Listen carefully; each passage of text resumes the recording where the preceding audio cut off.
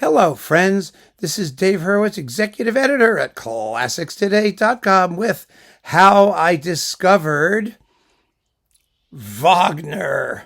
Yes, how does one discover Wagner? Well, it's kind of unavoidable how to discover Wagner, but I discovered Wagner before I knew Wagner was Wagner.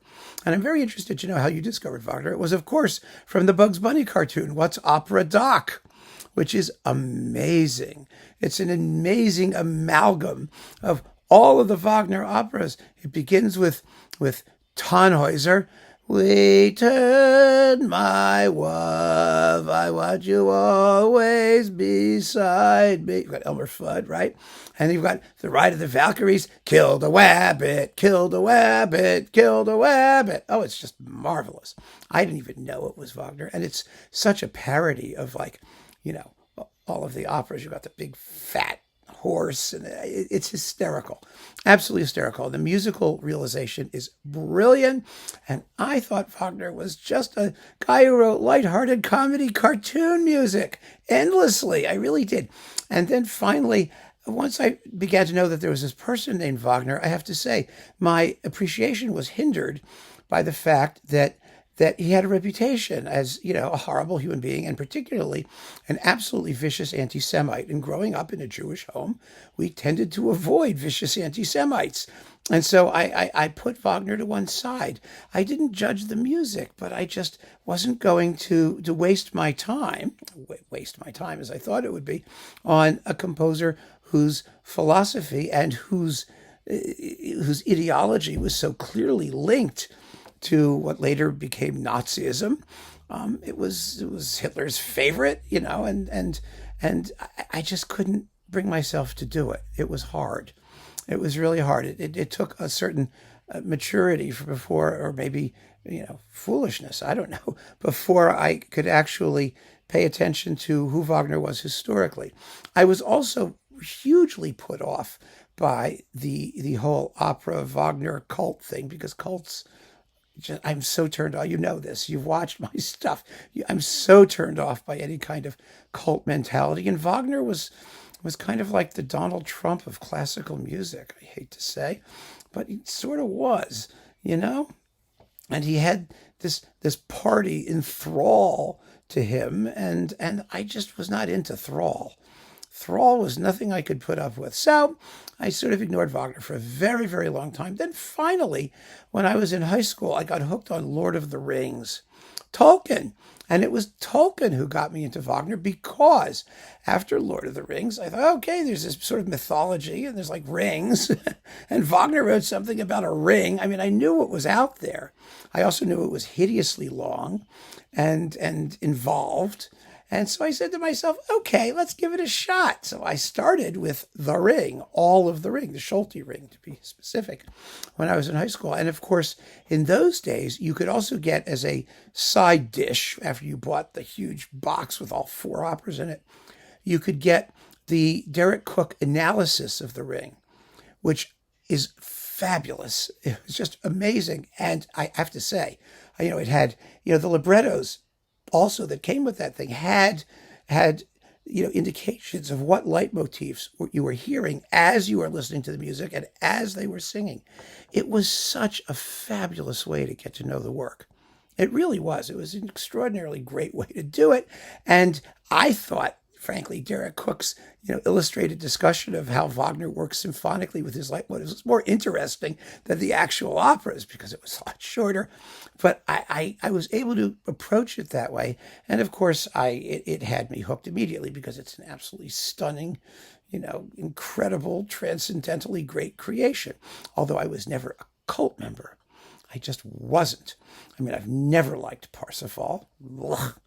It's just a sappy, pseudo-religious piece of schlag, in my view. That's me. And the earlier ones, also Tannhäuser and Lohengrin and Flying Dutchman, they all just struck me as kind of, a combination of crudeness and sappiness, and it's romantic. It's romantic opera. So, but The Ring, that was special. Absolutely special. So after The Ring, I tried Meistersinger, which I thought was wonderful for listening to when you're doing something else, like vacuuming, or something, because the music, it's just wonderful to listen to. It's just this wonderful contrapuntal web of mellifluous music. It's just terrific. And the second act is thrilling, absolutely thrilling. But I hadn't seen any Wagner on stage. So my understanding of Wagner is completely from recordings. And I have to say, quite honestly, you have to see it on stage.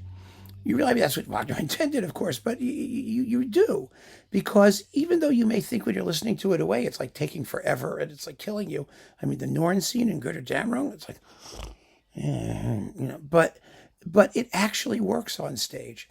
It works surprisingly well on stage. And what taught me that was Tristan and Isolde, because throughout my high school years, of course, everybody was talking about Tristan and Isolde. And of course, by then I had a record collection and I had Wagner excerpts, some of which I thought were wonderful. I mean, I liked The Ride of the Valkyries. I liked, the Tannhäuser Overture. There's some things, Flying Dutchman Overture was great, even if the rest of the opera didn't live up to it. But I really had a big, big issue with Tristan and Isolde because the Prelude and Liebestod bored me to tears. I thought it was so dull. And all of the revolutionary chromaticism, well, I mean, to me, it just sounded like sludge and mud. I mean, I just don't appreciate chromaticism.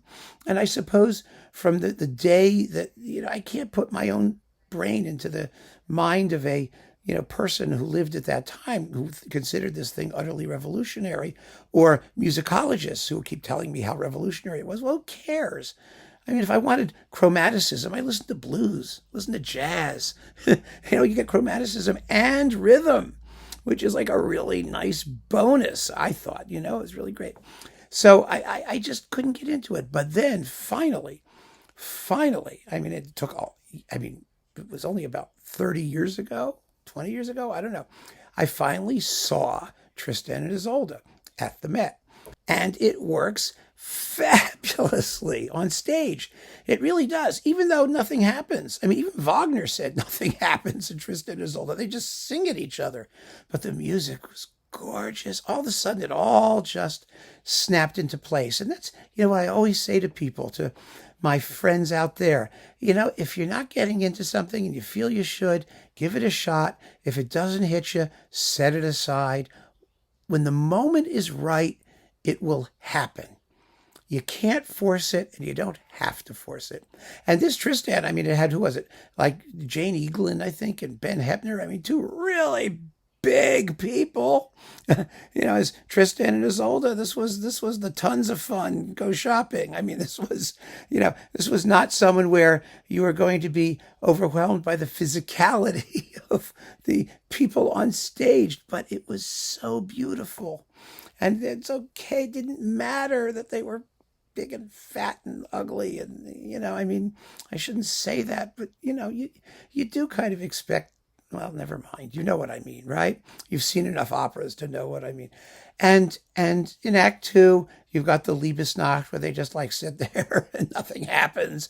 And then all of a sudden, King Mark came popping up from the stage, like some sort of strange object, zipping up from the floor. And then he sings at them for 45 minutes, and you're like, oh, God. Oh, Tristan, I'm so disappointed. But it all works. It all works. Then Tristan's delirious for the first 45 minutes of Act 3. Then Isolde comes flying on as she does the Liebestod. And of course, the amazing thing about the Liebestod is that, as Tovey said, is that it's an absolutely perfect piece of music without Isolde at all. She doesn't even need to be there. There is nothing of her vocal line which is memorable. She just sort of, has her psychosomatic musical orgasm and drops dead. But it was glorious. It was a total willful suspension of disbelief moment. And it told me everything I needed to know about Wagner. And since then, I have had no problem incorporating Wagner into my normal musical life. Do I think he's the greatest thing since sliced bread? No. Do I have any patience for all the cult nonsense that's said about him and the fact that he's the most written about Western figure absent Jesus Christ, which is supposedly true. So, it doesn't interest me at all. I totally agree with Nietzsche, who thought that Carmen was like 10 times the thing that anything Wagner ever did. I really do. But Wagner was, of course, an astonishing genius and a great, great composer. And it's taken me my whole life, basically, to get into him, to understand him. I think I'm still working on certain things because there are pieces that I acknowledge are great that just don't appeal to me, as I've already said. And so it's an interesting example, I think, that this individual process of getting to getting to enjoy particular composers is always going to be a very subjective and personal thing.